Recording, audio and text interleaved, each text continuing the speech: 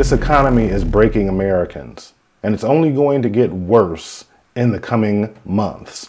The USDA has already come out and said no SNAP benefits next month, no WIC, no Medicaid, cuts everywhere, and it's cutting the most vulnerable Americans among us. One of my followers sent me a TikTok from Pearlman500. You've got to take a look at this. We're not feeding the babies we have. Why does the government want more? We're not feeding the babies we have. Why does the government want more? I know you're thinking, what's your statistic? Where's your proof that we're not feeding the babies we have? Oh, I don't know. Maybe it's the fact that my toddler's daycare just opened a food bank in the lobby. My toddler's daycare just opened a food bank in the lobby because his classmates might not be able to eat. We got the government. Who's in charge of SNAP benefits? The government that's in charge of food. The government that decides where our money is going to go is going to give $40 billion to Argentina. They're going to build a ballroom to have big old gilded dances. They're going to send how much money for missiles. But the babies we already got, we're not going to feed.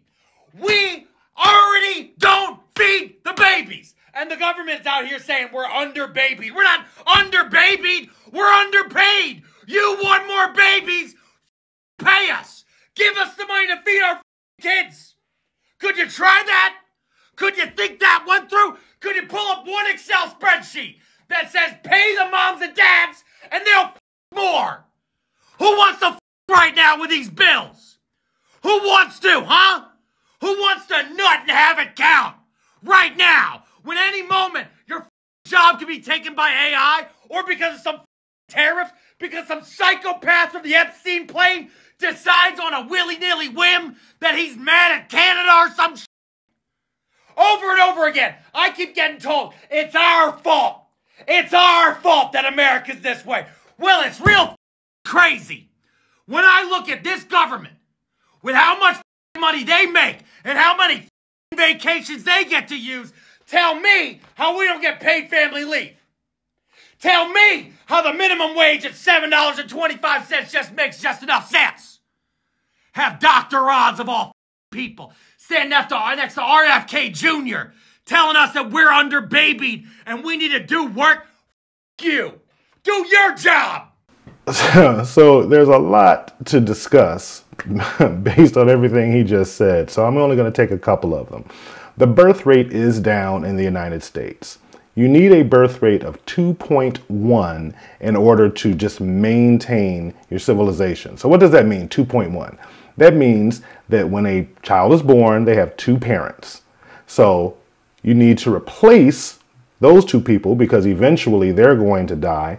And then not all human beings make it from 0 to 18 years old. So you need to have approximately, on an average, 2.1 births per woman just to maintain your population size, whatever that may be.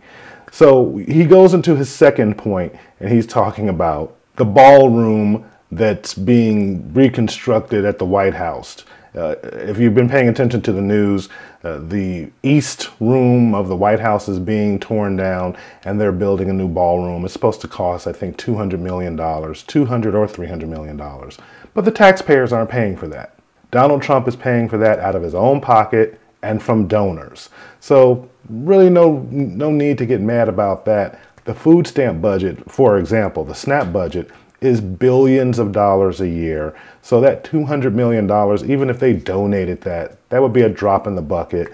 So kind of a non sequitur, but I can understand the optics of seeing what's going on in the country. And then you see the president, commissioning the reconstruction of the East Room to make this huge ballroom. I can understand why that might bother some people, but one has nothing to do with the other. Number 3. He talks about the minimum wage. He says that if you want parents to have sex more, if you want people to copulate, then you need to perhaps pay them more, raise the minimum wage from the national minimum wage of $7.25.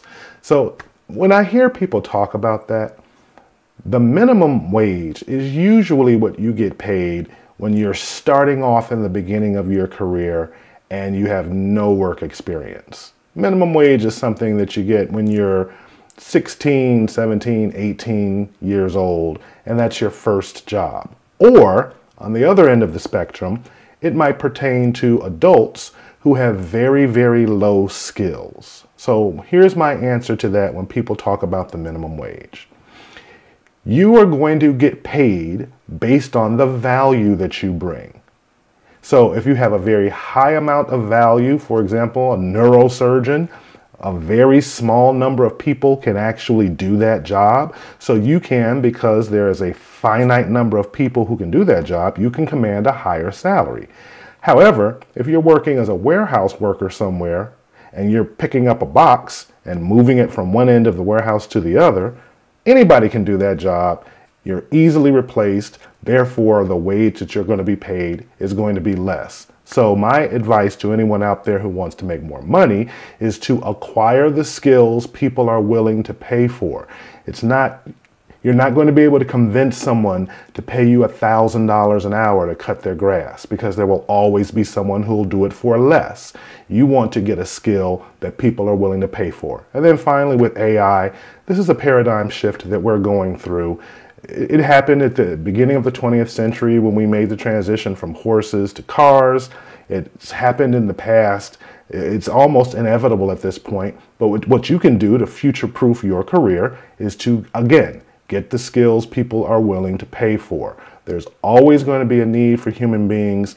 AI is not going to replace 100% of jobs. And if you can learn how to use AI as a tool, you'll guarantee that you'll have employment and be able to provide for yourself and your family.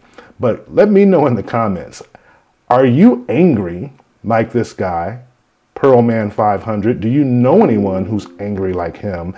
And do you think his anger is justified? How bad are things going to get in November if they cut SNAP, WIC, Section 8, and Medicaid? It's going to get really, really bad. Let's have the conversation in the comments. I thank you for hanging out this long, and I'll catch you in the next one.